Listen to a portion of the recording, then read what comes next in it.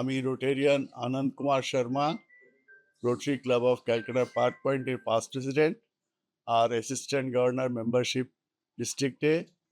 আমার আজকে এখানে এসে খুব ভালো লেগেছে এই পডকাস্টটা।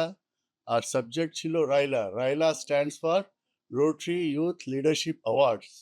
তো এর মধ্যে লিডারশিপ একটা ফোকাল পয়েন্ট, এবং আমার মনে হয় লিডারশিপের সাবজেক্টের মধ্যে সিভিক সেন্সটাও নিশ্চয়ই আছে বা থাকা উচিত, যে যাতে করে আমাদের নেক্সট জেনারেশন যারা বড় হচ্ছে তারা সিভিক সেন্সটা ঠিকমতো পায়, এবং ওদের জন্যে একটা মোটিভেশন আর ইন্সপিরেশন করার জন্য অ্যাওয়ারনেস প্রোগ্রাম ডেফিনেটলি দরকার।